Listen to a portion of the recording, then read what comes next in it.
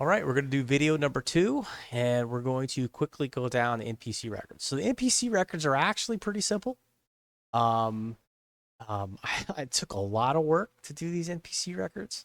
Let's take something. Let's take like a bile worm or something. They're pretty limb worm. Okay. Uh, it took a lot of work to get these going, but I think I set them up so that you can use them in a hex crawl. I set them up so that if you wanted to make a record on your own from a feature supplement or something, as long as they use the formatting that Gavin used in his book, you can literally just drag and drop text into here and make it work. If you want to add spells, you can literally drag the spells, create the spells, and then drag the spells into the record and they'll just automatically work. Like the saves will work, the damage will work. I set all that parsing up. So, they do that in 5e, and I was like, you know what? This is like my fifth rule set. Maybe I'll see if I can do it too.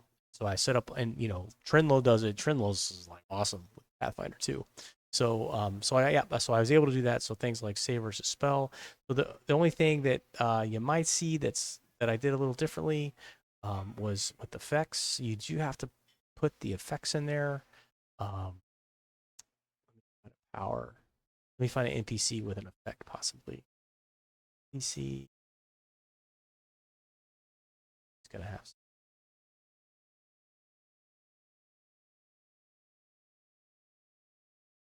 Okay, so like if you look at your grain here, see that there's the effects get input in at the bottom. So what it does is I add her to the combat tracker. Like this is what I always do. I always see that the effects show up right there and they're draggable. Okay. Okay, so let's go through this flow. All right, so everything is just directly brought over from the book, cut and paste into here. So there is a damage immunity. If I were to open this record, there is a damage vulnerability immunity. There's this vulnerable to cold iron box you can tick if it's like an area or something. And then it's got conditional immunities. So this immunity block, this resist block, and this vulnerability block are are automated.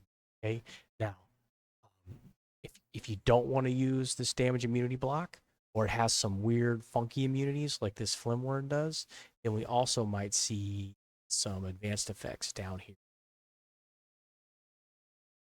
uh, with some of the monsters.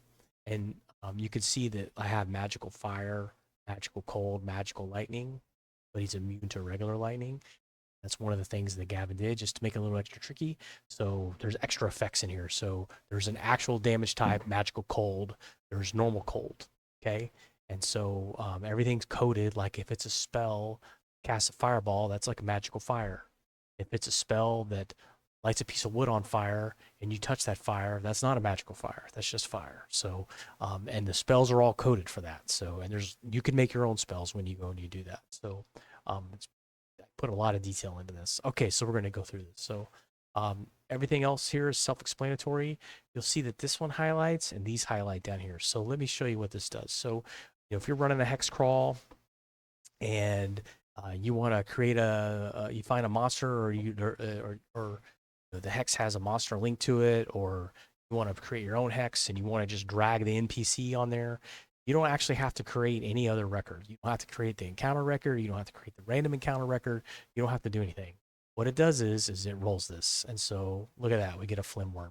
That's a bad example. Let's do a goblin or something with like multiple.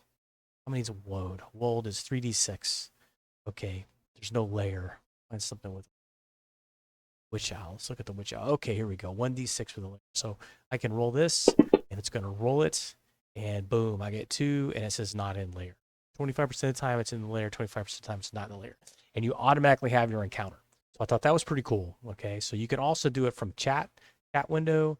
I think we can, if we just type in help, we can see that I have an encounter. So I could say encounter witch owl. Let's see if this works. Fingers crossed.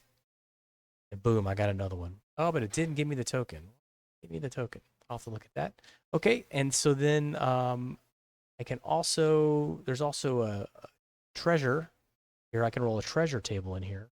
But you can also roll the treasure table directly off of this. So this is magical items 9. So let's see if we generate. We don't generate any magical items. Oh, it can't find the R1. No R5, C9, no Palladium. Okay, that's interesting. Let's try it again. Let's see if we can get a actual.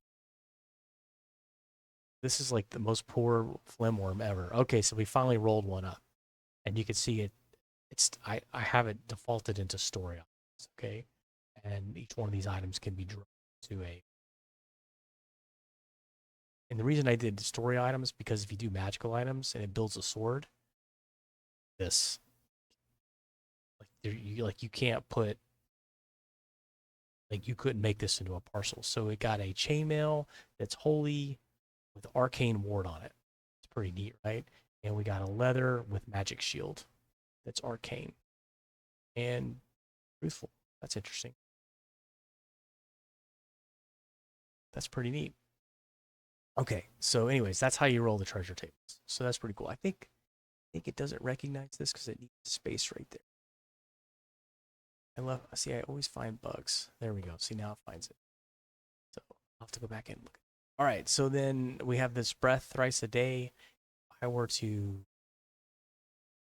do, if I were to roll this, save versus blast, see, I can just.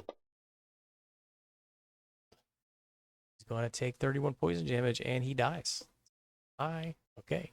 So, have that. We can roll it directly from the character sheet. Sorry, the NPC sheet. Same thing with the weapons attacks. We can roll those. Okay. And again, when I place them on there, look at that and see we have these effects.